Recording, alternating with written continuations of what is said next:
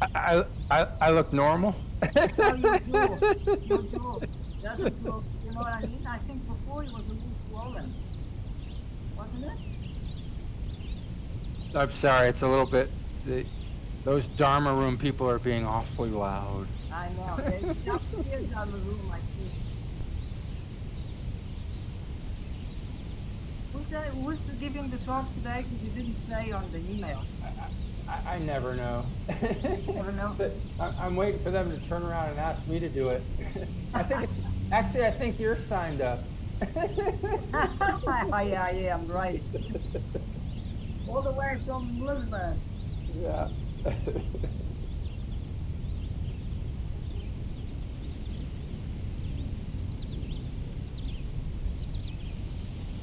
I haven't been in a while. I don't know. Yeah, we know. We've been taking attendance. Isn't there attendance? I know there's always something, but today I said, nah, today I'm going to join. Excellent. Sean, do you have a home center, or are you a member of the online Sangha? No, I'm just a member of the online Sangha. Like, I think the nearest one is like 6 to 8 hours away from me. Sure. I'm not sure. Yeah, I was the academic year of 22, 23. I was in Ann Arbor for a year. So. Yeah, they're few and far between in the Midwest, I think. Yeah, I think the nearest one is like Chicago or something like that. That might be so great. Hopefully we'll see you again. I'm sorry, what was that? I said hopefully you'll feel like you can join us again. Yeah, no, I'm looking forward to joining. Yeah.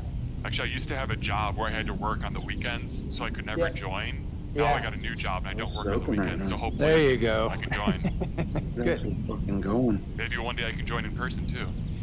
I look forward to it.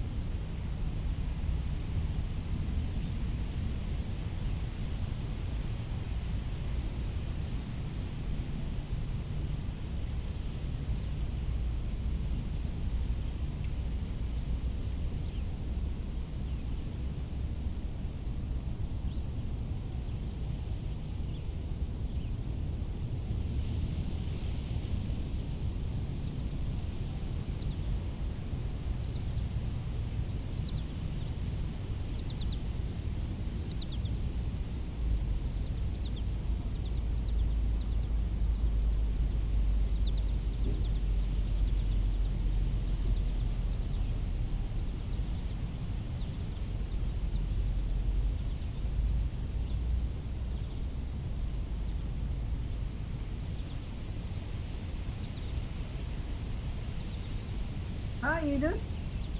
Hi, Isabel. Good to see you. Hi. I haven't been here for a while. I know. I don't know why. You haven't been here. I missed a couple of Sundays. Yeah, I know, yeah. Sometimes it happens. Sometimes what? Hmm? What did you say? No, sometimes it happens. It's just you Yes, can't, it you can't happens. make it. Other stuff happens. Other stuff happens.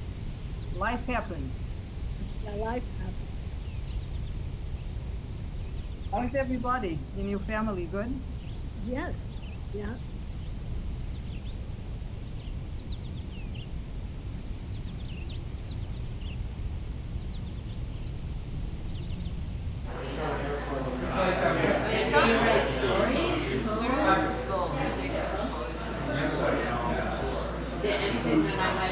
You want to.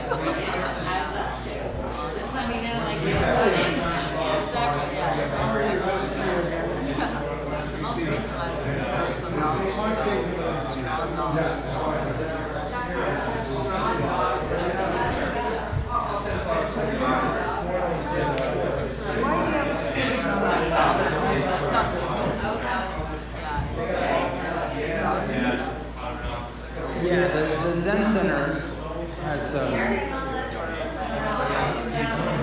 the next few weeks many rentals.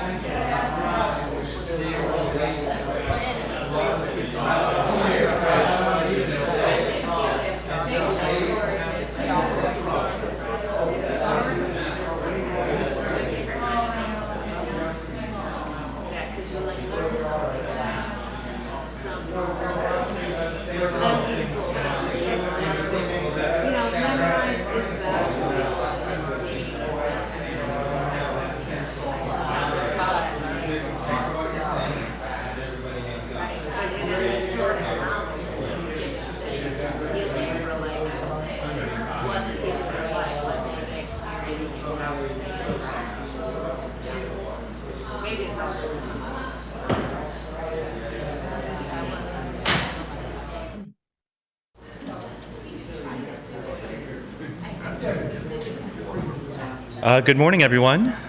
Thank you all for coming and joining us for the Zen Center portion of our Sunday Dharma program. We want to welcome you to the beautiful upstairs Dharma room here at the Providence Zen Center. So this morning, giving the introductory talk, while also maintaining the technology, is the avatar of nothingness. No, I'm joking. This morning, giving the introductory talk is going to be Wonil Sunim. Wonil Sunim has been involved with American Zen since the late 80s. A resident of the Providence Zen Center for several years, he also lived at Dharma Zen Center in Los Angeles and Tekosa in the Mojave Desert before moving to Korea to become a Zen monk. He recently completed training at Bikdamsa and is now a bhikkhu in the Choge order, as well as the head Dharma teacher here at the Providence Zen Center. And then this morning answering questions is Zen Master Tan Gong. Zen Master Tan Gong, José Ramírez, is the co-guiding teacher here at the Providence Zen Center, as well as the guiding teacher of the Delaware Valley Zen Center, which he helped found in the spring of 1999. He began studying Zen with Zen Master Dae Kwang at the Providence Zen Center in 1994, receiving Inka, the full authorization to teach, in 2009, and finally Dharma transmission from Zen Master Dae Kwang on April 1st, 2023. As an industrial statistician, he works closely with engineers and scientists to help them make sense of data. He lives here in Rhode Island with his wife and with his daughter. So thank you both for your wonderful talks today.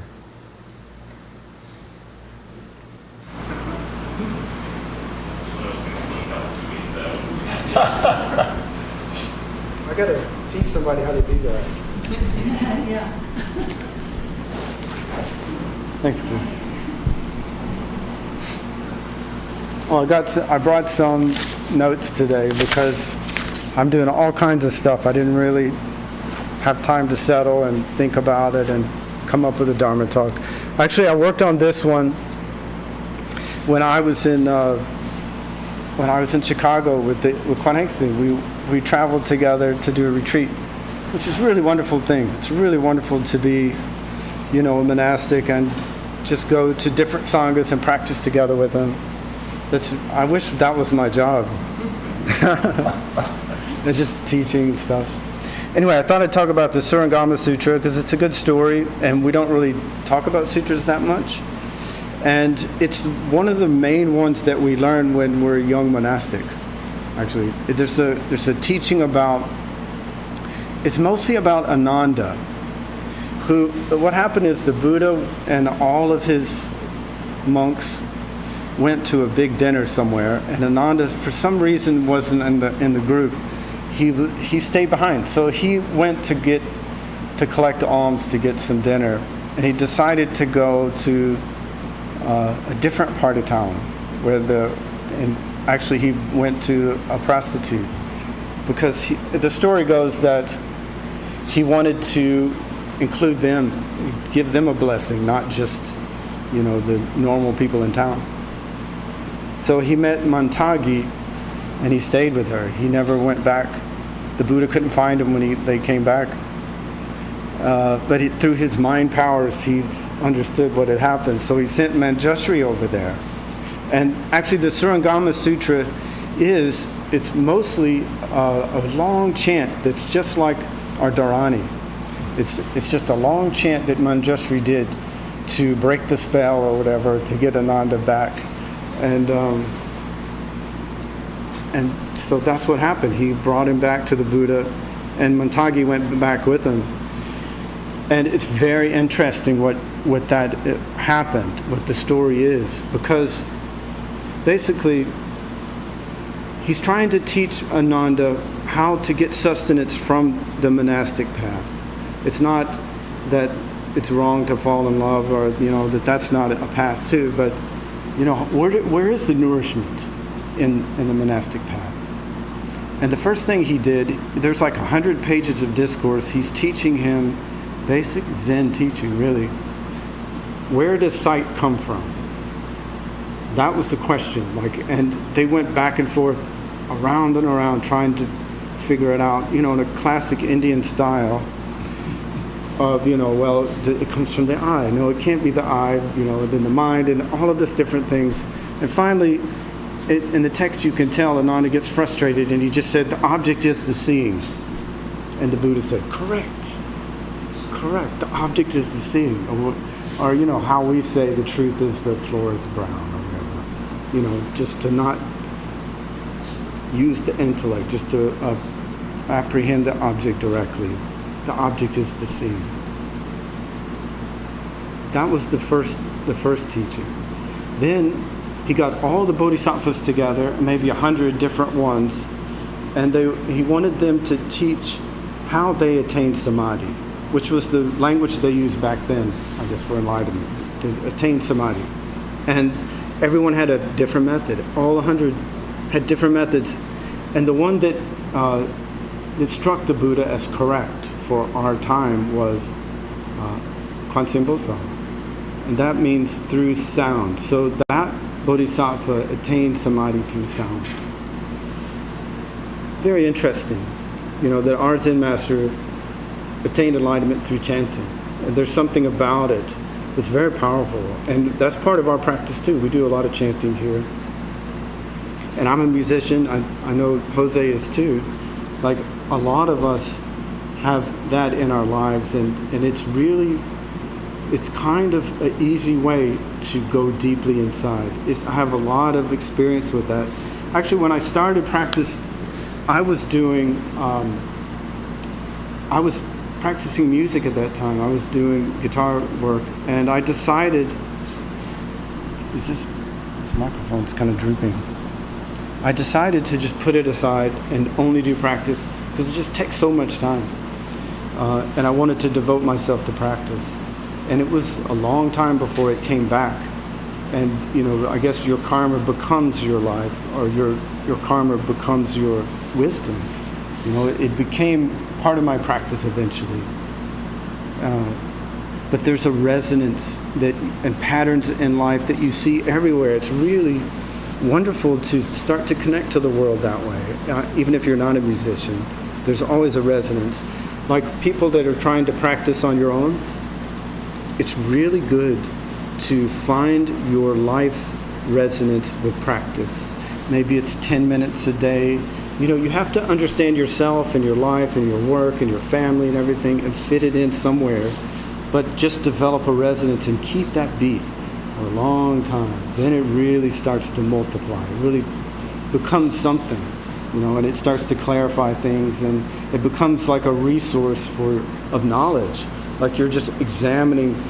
To me, like sitting is like going to a spa. Like you don't have any responsibilities. You can just let go of your life and don't do anything. Just give yourself 10 minutes. Nothing. Don't do anything.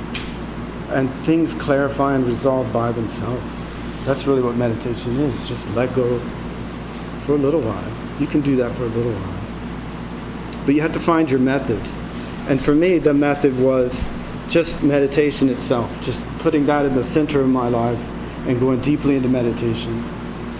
By itself, that became a path, like just meditation itself. It became my life path. And music is sort of on the side, like supporting it, but it's not the path. I knew it when I was young, when I was still a teenager. That's just not going to fulfill me if I pursue that, or any career. That's why I became a monk, I'm sure. There's nothing that's that deep in this world to me.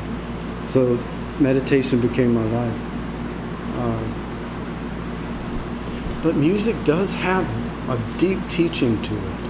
And there is something about it. Like if you study meditation, it's kind of like learning the scales of a piano, right?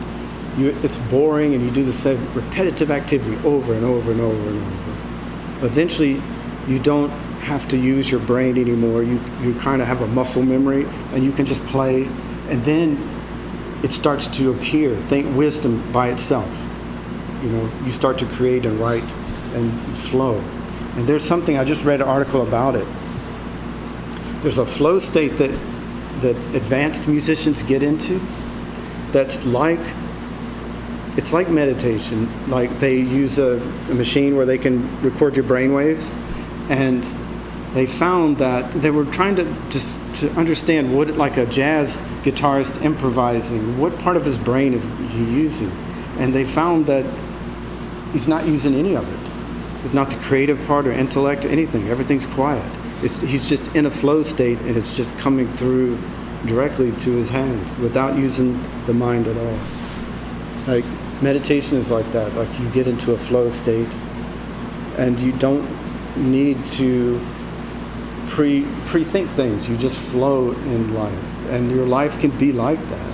It can be in a flow state if you do enough meditation. Like that's really what the gift is. And I've met masters like Mahago Sananda used to come here all the time. He was such a flow, his life, so beautiful. Amazing to see somebody like that. So we have modern day people, like Sadhguru is pretty amazing too, in his own way. And he was trying to explain it like this. It's something we've never really talked about. But I have to say, okay, before I give any advice, I was just told to read Siddhartha by Hermann Hesse. I don't know if you read it. It's a good book to read for lay people. It's very interesting. It's not what you think. But one of the quotes in the book is, "Wisdom cannot be passed on. Wisdom which a wise man tries to pass on to someone always sounds like foolishness." And I've heard that from people, like some of my Dharma talks. Maybe I should describe such personal things, because it's not applicable, really. You have to find your own Dharma. And I think everyone has their own, really. But Sadhguru said, if you want to get enlightenment, then you have to use your emotion. Because if you're trying to do it through the intellect, your mind is always changing. But emotions are steadfast. Like the mother's love of a child will be there her whole life. It's really a continuum. It never changes. So he said, as an example, like this old man is sitting at the base of a mountain, and there's a temple on top, a very, very high, steep path. And two workmen come by and see him there and say, "Why are you going to that temple? It's impossible. You're too old." And he said, "Yeah, you don't understand. My heart, I already put there, so my body will follow." That's his advice. Just put your heart there. Don't worry about it. Just live your life. You'll get there. So I also have some quotes from... there's something, one more thing. Like when I was really struggling with meditation at one point, I'd been away for about 6 years. I stopped for about 6 years, and since in my life I had one period of 6 years where I wasn't practicing. And actually that was really an important time when I matured and it became mine. I don't know why that is. I've heard that from other people too.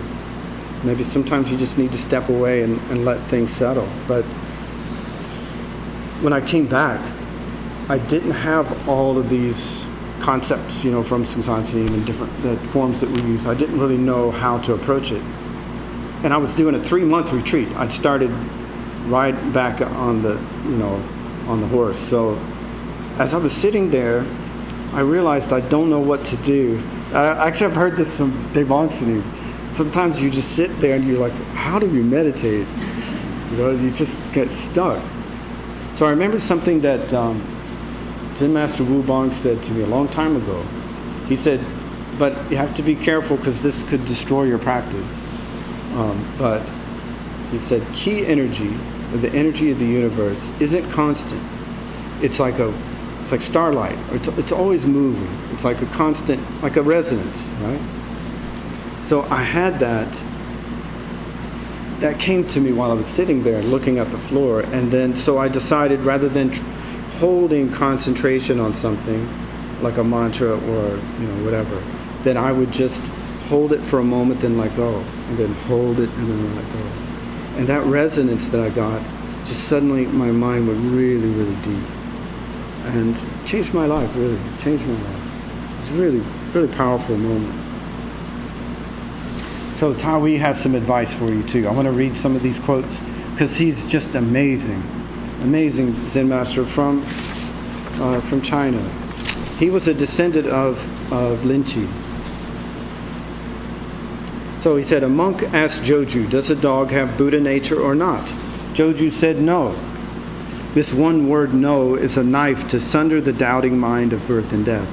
The handle of this knife is one's own hand alone. You can't have anyone else wield it for you. To succeed, you must take hold of it yourself. You consent to take hold of it yourself only if you can abandon your life. If you cannot abandon your life, just keep to where your doubt remains unbroken for a while. Suddenly you'll consent to abandon your life, and then you'll be done. So it's the same thing. Like, can you go to the spa for 10 minutes and just let go? Can you just really let go? Then you're done, if you can do that. Okay, then he says, when you study this path, before you've gained an entry, it feels endlessly difficult. When you hear the comments of the teachers of the school, it seems even harder to understand. This is because if the mind that grasps for realization and seeks rest is not removed, you are obstructed by this. As soon as this mind stops, you finally realize that the path is neither difficult nor easy, and also that it cannot be passed on by teachers.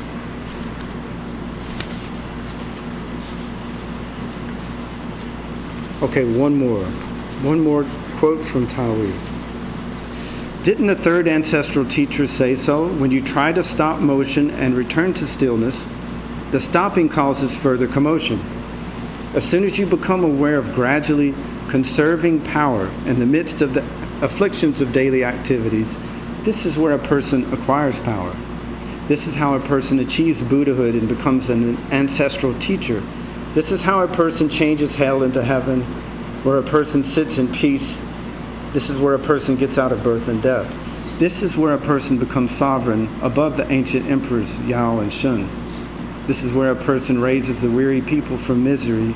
This is where a person brings prosperity to his adopted descendants. So stopping, gradually conserving power in the midst of the afflictions of daily activities. That's really meditation. I think, to me, like one of the main things I learned is that your life is your meditation. It's not just sitting on a cushion. One of these great elder teachers said, if your life is very straightforward, you don't need to practice. And if you have a lot of turmoil in your life, a lot of emotional stuff going on, and you're trying to sit deeply, then that's contradictory, You have, like, a lot of the teaching is just to get your life in order, get a clear relation with you and others, and reduce the turmoil. Give yourself space, make space in your life so you can have a deep and meaningful existence here and help others. And one thing I learned on this last Kyocha, I don't know if it really touches on this, but it's also from the Sadhguru people, something that I contacted that's really helped me a lot. It's like when you're interacting with others, like I'm usually the head Dharma teacher there, And there's always some kind of friction or karma that comes up with people. And if you internalize that, if you take it in, like that's a negative thing about you, and then that interferes with your relation to them, right?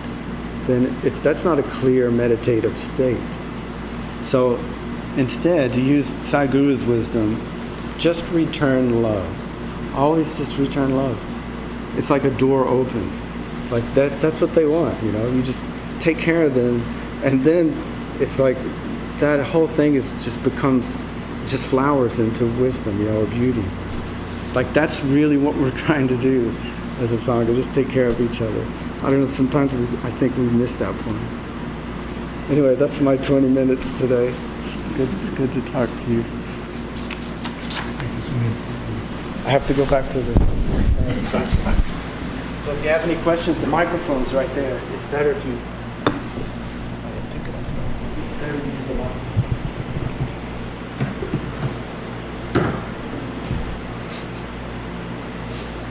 So good morning, everybody. How are you doing today? It's okay, not too hot? You can see the water, right? You're condensing outside the glass. Thank you, Sunim, for your talk. He said that this cannot be passed from the teacher, so I'm done. So, talk is over. But it's interesting, the parallels between music and meditation and practice. You've heard me before, I always put the emphasis on practice. This is a Zen practice, a meditation practice. And you hear that. You know, you have to do it. No one can do it for you. You have to wield the knife yourself. And musicians understand that. You know. Some of you may know who Pablo Casals was, famous cello player. He lived to be probably past 95 or something, old. And someone interviewed him when he was old. And he said, yeah, I practice every day. And I will practice even if I live another 100 years. That sounds like Zen Master Sun. You know? Try, 10,000 years, non-stop. Same idea. Yeah? So it's a practice that requires some work, yeah, that you have to do, that no one can do for you. So there's a new book that came out. 3 teachers in the school put a collection of koans from different sources. It's called The Murmur of Dragons. It's by Zen Master Hyemun, Barry Brick, some of you know him. Both of us got transmission at the same time. And Timothy Lurch, who is an incredible musician. I mean, the way he plays guitar is like, so he understands that practice thing. And then Knut Rosenmeyer, he lives in Vienna. He's a judo boxing also. Very nice. So I was, waiting to come up here, and I lived through this. And this is from the Seneca tribe. I think they're from New York. And Twilight Nitsch, I think that's the name, was an elder in the Seneca tribe, said, when you enter the silence, you go through an inner portal into the unity of all life. The more you go into the silence, the more you learn about your true self and your capacity to function in society. Okay? It was probably translated in a little quantum way, talking about true self and function. But in the school, we talk about that, situation, relationship, and function. So this going into the silence is not just getting blissed out and getting some peace. Yeah, those are some nice side effects of this. But it points to finding your capacity to function in society, because we are in society. We have to interact with other people, like it or not. Most of the time we don't like it because, they don't do it my way. But then the last part is interesting too. It says, but you cannot just say, I want to go through the portal, and off you go. You have to become receptive. Your purpose and intention must be pure. Yeah. In the school, we talk about what's your direction, what's your intention. Why do you do what you do? And sometimes tell people about a question that the Kwang Sunim asked me many years ago. Why do you eat every day? Some of you, I have asked that question. Still waiting for an answer. And they says, that's why most of us don't go there. Initially, it takes work. Initially, it takes work. Yeah. So that's the same thing. You know, if you're a musician, you practice, and you practice, and you practice. Then your life becomes that practice. You know. And then, if you attain whatever it is you attain as a musician, then you can just play.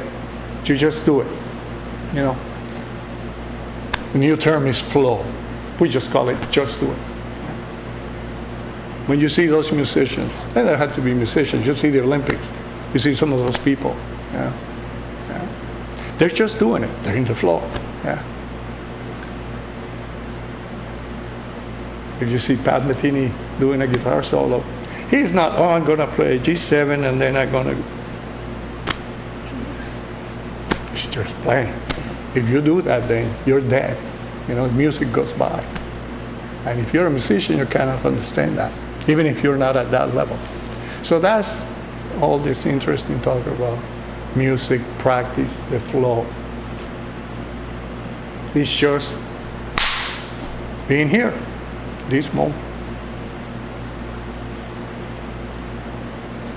Are there any questions?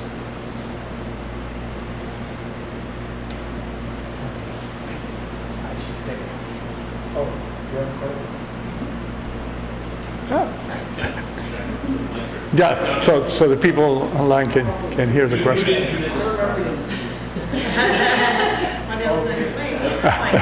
There was, yeah.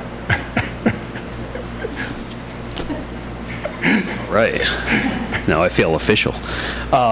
So my question is, it's kind of been answered by both of you in a way, but just to kind of reiterate, in a world of expectations and the expectation of, you know, things being in control, in particular like work and things like that, as a lay person, you know, how do you kind of channel that in a way where you can help the surroundings, but not have to have everything under control? Because like that pressure and emotion of that can sometimes take over you. And so how do you kind of cope with that and deal with that?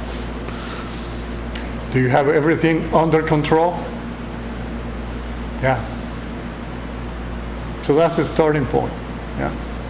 Just realizing that, yeah, even though we try to have everything under control, a lot of times it doesn't happen that way. Yeah. And yeah, depending on the situation and depending on the amount of control we want to exert on a particular situation, we get really emotional. We get, you know, a lot of stuff going. So, you know, like this. You know? But if you put it down, eventually that settles. Yeah. And then what helps is to have some space where that can happen, and that's practice. Wonil Sunim mentioned, you know, maybe 10 minutes, 5 minutes every day. You know. We don't talk about that much, you know. We're really careful about what we eat, what we do, stuff, but a lot of our mental health, we don't pay attention to that as much. Yeah? So this needs a break too, especially when we're in situations that require, you know, more control or paying attention. At work, you mentioned work at. But every once in a while, hopefully every day, you know, just taking some time, 5, 10, 15 minutes just to sit, you know, and let things settle a little bit. And if you have a regular practice, you can see that. You can see that in your life. There's another musician, so it was a violin player. I'm trying to remember the name. It will come to me. And I mentioned this before, that he had this quote that I really like because also reflects practice and what practice does to your life. He's talking about his musical life. eh? And he said, if I don't practice one day, I notice. If I don't practice one day, I notice. If I don't practice for 2 days, then the critics notice. Practice for 2 days, huh? If you don't practice 2 days, what? The critics notice. Then if I don't practice for 3 days, everybody notices. And if you've been doing meditation regularly for a while, that resonates with you. Because if you don't practice for a day, then you can feel it. Yeah, I haven't practiced. And it's not, oh, I didn't practice, I feel, that guilt. No, it's not like that. It's like, I need to go sit. Yeah. If you don't practice for 2 days, maybe the people close to you, the critics, your significant others, your mirrors, they'll notice. And then 3 days, some other people will notice too. Yeah. I remember many years ago when I was practicing retreat retreats here, and there was this gentleman that used to come on a regular basis, and he will mention that his family sometimes will send him to retreat. Time for you to go to seed retreat. That's the critics noticing stuff. But practice had some type of effect, some type of settling things down. And if that happens, then you have a background to where see things, compare things, which we also need. Because in our life, so much going on, non-stop, And then having that background to see. Stepping back, you heard that phrase, to step back and take a look. That's that. I mean, it's nothing new. We humans understand that. But we have kind of forgotten that. We just need to see. Put it all down. That's Sun Senim's teaching. It's just these very nice phrases. And it's just that.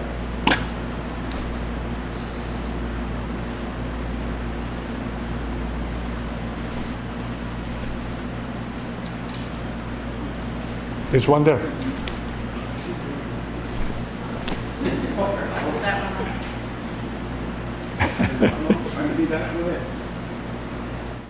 We're good? All right. I think maybe my mind is not as good as it should be. You say the practice comes naturally. For me, the distraction comes naturally. And I'm doing clear mind, just this. And then I notice a long time has gone by and I'm thinking about the election or whether I should retire. And it just naturally just flows. And it doesn't get interrupted very easily. Yeah, so no, I did not say that practice comes naturally.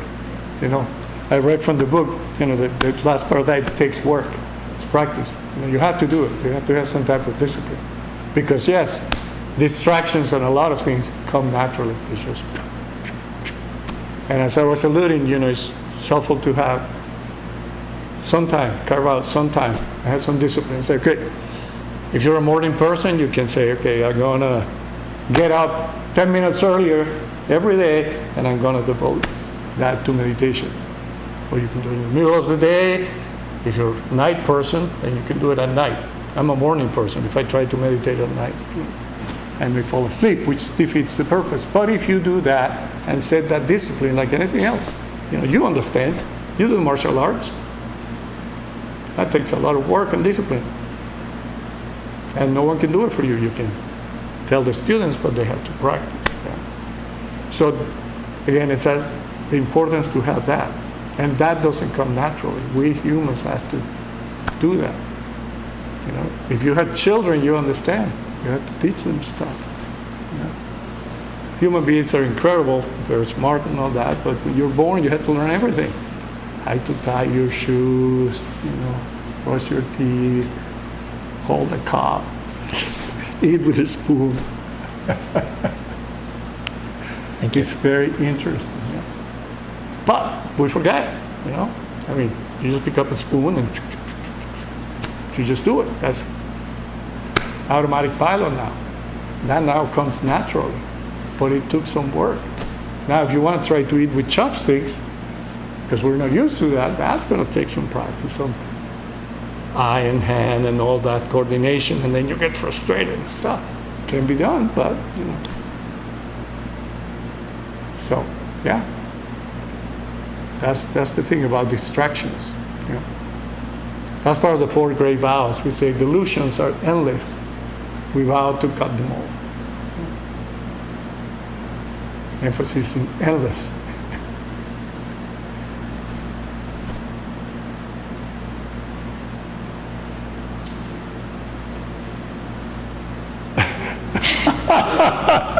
Okay, so I now have a follow-up question, because what I'm hearing, I'm finding very appealing, which is that almost anything that you do can be a form of meditation. Yes? So then could you explain to me why sitting on the cushion is a good thing? Because it's so much harder than some of the other, say, forms that you might do, right? Yeah. So in your everyday life, you know, can you pay attention to what's going on? Well, I've certainly gotten better at it since I've been coming here, no doubt. Yeah. No doubt. And what have you And been calmer. doing? What have you been doing since you've been coming here? Sitting on a cushion. You can say it.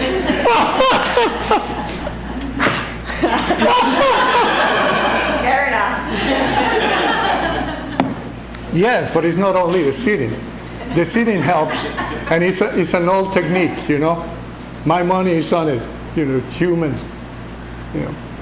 In the Hindu traditions, they've been doing it for thousands of years.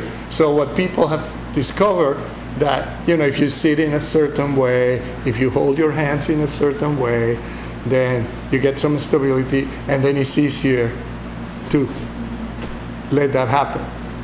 And when I guess my question is, right, like, so what is the difference between somebody who, say, practices their instrument every single day and it becomes a kind of meditation, right, and they come in the flow? What is the difference between that form of meditation and this form of meditation? Is there a difference? Yeah, if you're in that state 100%, you don't need anything. You don't need sutras, you don't need Buddha, you don't need this. Absolutely unnecessary. But most of us were not here 100%, okay? 100%. He alluded to the sutra about the seeing and the hearing. You can take any of the senses, yeah? We have our senses. And we perceive stuff. I mean, talk about, there's a fan going, hot, you know, I see the casa, most of you are wearing gray, you know, you have a shirt with some pattern on it. Danielle that has a dress with some pink stuff. Yeah. So all that. But the eye is just the eye. The eye essentially just sees shape and color. That's it. Yeah? Then there's the object. You see that it's black and it has some green things. Okay? But then when the object and the eye comes together in the Buddhist tradition, the eye consciousness appears. In the Buddhist tradition, we have 6 consciousnesses, not just one. Eye, ear, everything has a consciousness, even the mind. Okay? So when I see that, faster than the speed of light, I know that's the time, 11:22, because I learned that when I was, whatever, and those are the numbers I learned, you know, the decimal system, blah, blah, blah. Yeah? Although that's not decimal because it's in 60s. Yeah? And I can interpret that like that. But if I've never seen that, it's just an object. You know? So that piece about perceiving things clearly is part of the Zen practice. So you hear the teaching, when you hear, when you see, when you smell, when you taste, when you feel, when you think, everything is the truth. Yeah? What does that mean? This is blue, this is black. Okay? And that's just a convention, you know? That's what we call the relative truth. We all agree that we call this blue. And we call this black. But if you don't know that, then, but if you perceive clearly, then I can tell you, can you pass me the blue mat? And you know what I mean, and you, we function. We function. It's very interesting. But delusions may get in the way. Yeah. And part of our practice is to get rid of those delusions. You see this here, yeah? What is this? Huh? It's a glass of water. Okay, this has a specific shape. We call it glass. No? That's un bicchiere, yeah. If you read my mind, in Spanish we say vaso. In Italian you say un bicchiere. Okay? With water. Okay? Because we call that water. But, you know, Wonil Sunim, there may be, you know, a little suspicion saying, nah, that's vodka. Why not? I heard it myself. Oh, it looks the same and all that. From there, he cannot smell it, you know. But most of you see that. You see the condensation. You see it's a little delusional, you know. And that's a nice word in English because delusional means you're not in touch with reality. Yeah. So I like that word because we're not in touch with reality. What Zen means is for him to come, do this, smell, maybe take a sip. Ah, water. Direct experience. The delusion of vodka is gone. He's not thinking about that anymore. Now he sees water and a glass. That's Buddhism 101. That's what the Buddha taught. And it's easier to do it through sitting meditation. Because, you know, you heard all the distractions that come up all the time. So there, you know, especially if you sit alone retreat, you really settle down and then you can see all the drama going on here and then you can see some of that. And it takes work. But if you do that, then when you go into your life, you have those moments where this appears. It's like, oh, interesting. You can say interesting. Yeah. You can say, what is this? Shameless plug for the t-shirt. You know, what is this? That's an interesting question. What is this? From asking, what is this? Is this water or vodka? Or what is this? You know, I'm a little hot, stuff. And you're scratching your back. But when we pay attention, then we can see that in our life we go into two modes: aversion and attachment. Aversion and attachment. I'm a little sticky. Can this be over? Diego, can you come and finish this? Because we don't like it. So that's likes and dislikes. Aversion appears, and aversion can transform into annoyance, anger, and all that. Oh, that's okay. Thank you. Thank you. Because I'm moving to it. Thank you. Or we go into the attachment, you know. Oh, I really like this. It's like, feels so good. I like it. And that's fine. Likes and dislikes are okay. But Santonim also used to say, don't make, don't hold, don't attach. Very interesting. See, don't make anything. You're thirsty, you drink water. Yeah? Feels good. Yeah, that's it.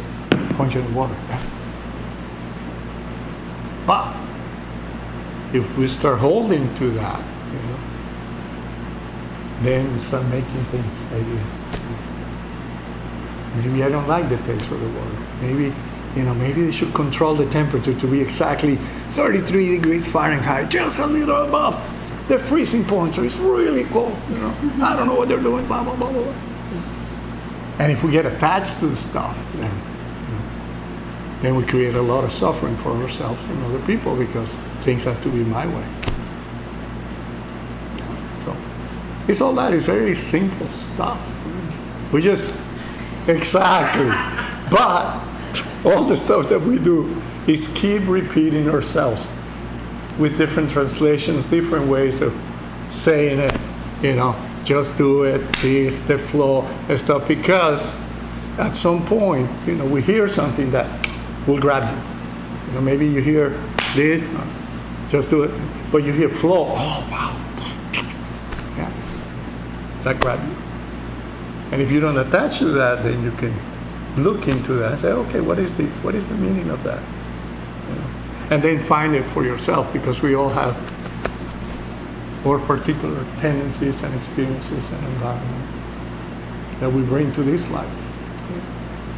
That we call that our karma, and then we have to figure out how to use it, for ourselves, to get rid of some of those delusions, and then to help other people that function in society that the book mentioned. Yeah, and that's what we say. It's a long explanation, but you already understood. You already got your answer from that.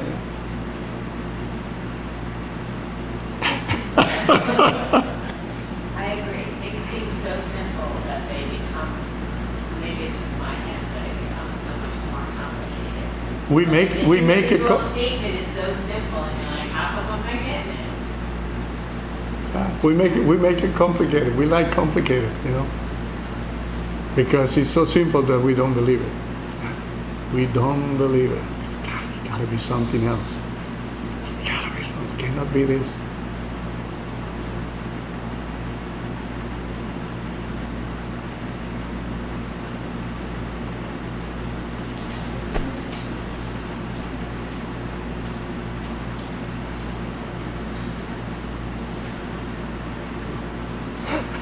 So thank you all for coming and joining us today. Just a few announcements to help us close out. First of all, as many of you know, we do have an organic farmers market from our homegrown produce.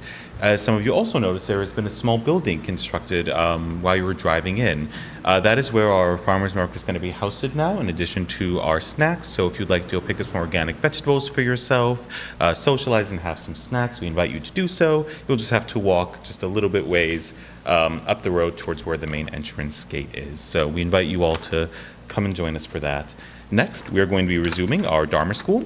This will be starting on September 8th and will be hosted twice a month. This is for ages 6 through 12 from 9:30 to 11:30 here in the upstairs Dharma room. So it's a great chance if you have kids to introduce them to some Buddhism with some very experienced teachers and practitioners, while you yourself get to come and participate fully in our Sunday Dharma program without having to worry about them. So if you're interested in that, you can please speak to Lisa or Danielle about that. They'd be happy to provide you with some more details. Finally, practice is always free. Electricity and air conditioning is not. So if you'd like to help support us, we do very gratefully accept donations. You can do so online at providencezen.org or on our small donation box near the entrance, whatever is best for you. Is there anything I'm forgetting? I didn't see any retreats or anything like that. All right. Thank you all so much for coming. The bookstore, as every Sunday, is open.